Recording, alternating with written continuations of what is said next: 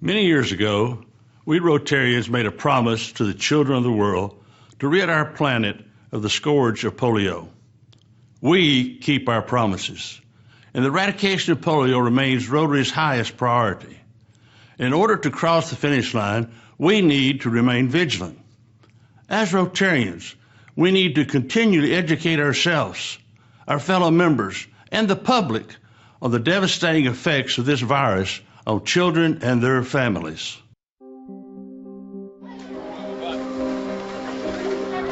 हुआ सबसे ज़्यादा दुख हुआ कि आज हमारे भी दोनों पैर होते तो हम भी कुछ दुख ज़्यादातर हुआ. I had a sore throat and a high fever. My dad took me to the doctor and they called my name and I got up and collapsed. And the doctor said she has polio.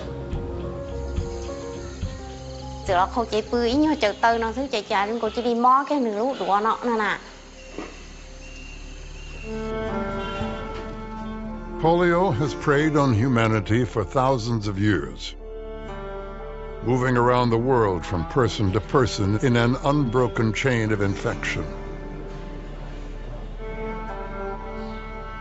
In the early 1950s, there was a particularly intense outbreak in the United States that crippled nearly 60,000 people.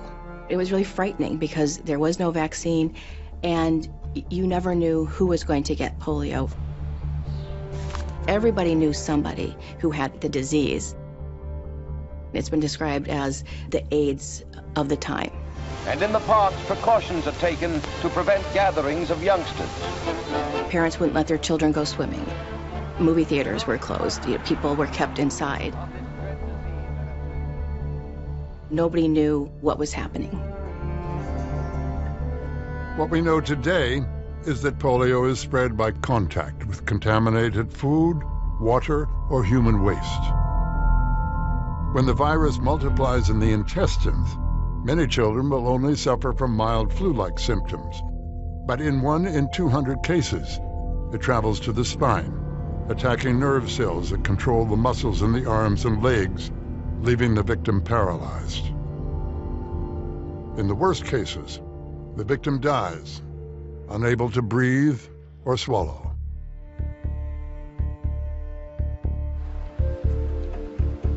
In 1954, at the height of the epidemic, Dr. Jonas Salk tested an injectable vaccine, which offered a first ray of hope.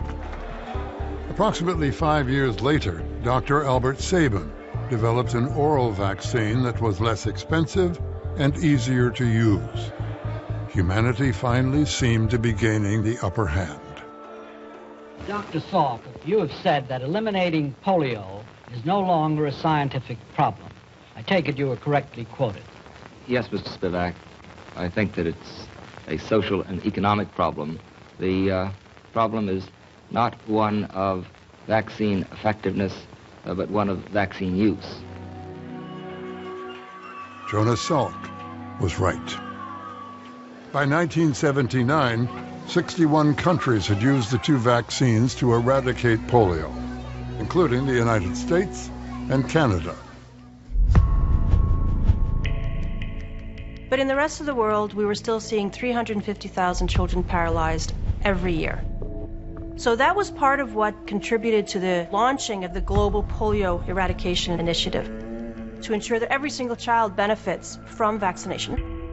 No child should have polio. We come to this hour grateful for the achievements of the past. The drive for global eradication came from a most unlikely source. Rotary International, a group of business and professional leaders dedicated to public service, was looking for a global project to celebrate its 75th anniversary. Smallpox had been eradicated just 1 year before, so we decided to take on polio. It seemed like an impossible dream. When we first approached the World Health Organization about working with us to eradicate polio, they felt that we were amateurs, we didn't know what we were talking about, that we really didn't have anything to bring to the table. So Rotary went it alone, supplying volunteers and vaccines for mass immunization programs around the world. We knew that there was a vaccine that could be easily administered. It could be done by non-professional individuals by just putting 2 little drops into the child's mouth. From Brazil to El Salvador, from Indonesia to the Ivory Coast. These initial campaigns were remarkably successful. In 1979, we did a huge vaccination program in Philippines, 6 million children, and we found it worked. And Rotary raised money for further campaigns. If they exceeded that goal and raised $119,186 million. We're over goal! Now, the World Health Organization took notice. The fact that a volunteer organization can persuade public and private people to join us in this manner, I think, says a great deal for mankind that it can be done. In 1988, the World Health Organization launched a public-private partnership called the Global Polio Eradication Initiative, officially adopting Rotary's dream. Without Rotary International lobbying and pressuring and forcing agencies to talk to each other and governments to talk to agencies, we never would have started the Global Polio Eradication Initiative. The United Nations Children's Fund agreed to purchase and distribute vaccines. The U.S. Centers for Disease Control would serve as the program's global virus hunters. You know, if you look at what's made a difference in terms of the progress, often political commitment has been a factor. And Rotary has been key in terms of motivating community leadership, political leadership, to get this job done. The World Health Organization would direct the program's strategy, and Rotary would continue to supply volunteers, raise funds, and act as the program's global advocate. There were many skeptics. The sheer magnitude of vaccinating between 250 million and 400 million children every year, it's mind-boggling. It's the largest global health initiative in history, involving more people on the planet than any other initiative. When the program started in 1988, the goal was to eradicate polio by the year 2000. Although the program missed its original deadline, the number of infected countries dropped from 125 to 9. India saw its last case of polio in 2011. This victory was the result of millions of vaccinators, health workers, and social mobilizers working in towns and villages all across India to immunize more than 170 million children each year. There are huge logistical challenges in getting effective vaccines to children in the highest risk and most difficult areas with a vaccine that you're keeping in a closed, cold container.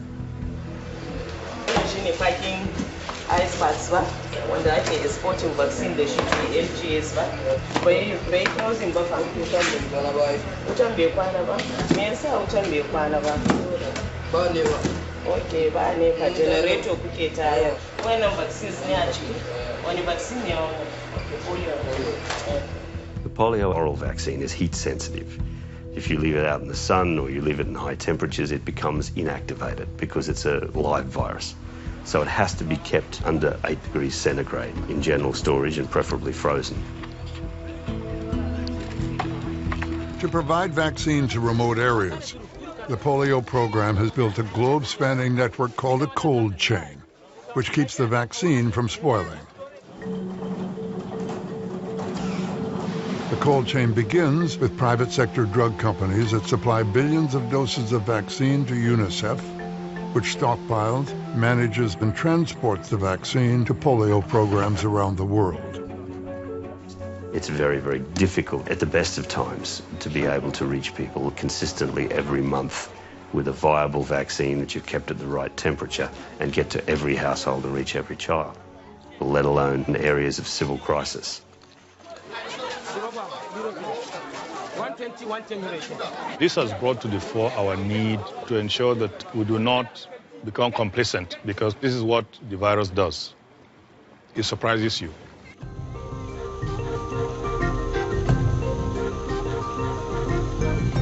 As the global program closes in on the goal of eradicating polio, all the stakes get higher. They'll say, we made a promise to the children of the world, and we haven't delivered yet, and we won't stop until we do.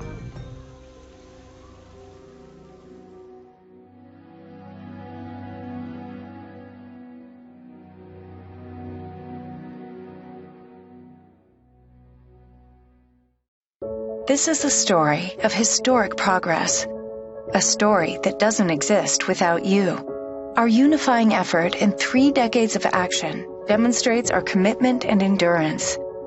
And our progress thus far shows that a polio-free world is achievable. Individuals, clubs, partners, and governments share a collective vision to improve the health of every single child. We've eliminated polio in some of the most difficult places, overcoming obstacles and navigating complex issues. Our successes prove that polio will be eradicated, and while ending a global disease is not easy, as Rotary, we don't give up. We'll continue our fight until each child is protected. This isn't possible without you, so stay involved, keep pushing forward, engage your clubs and communities. Start a social media conversation and increase visibility on the importance of this global effort. Hold events and fundraisers on World Polio Day and throughout the year. Advocate to governments about the importance of supporting polio eradication. Make a contribution and invest in one of the largest health initiatives ever. Be a character in our story. Be the solution to our challenge. It's because of each and every one of you that we will make polio a disease of the past. Eradication is possible, so let's keep our promise.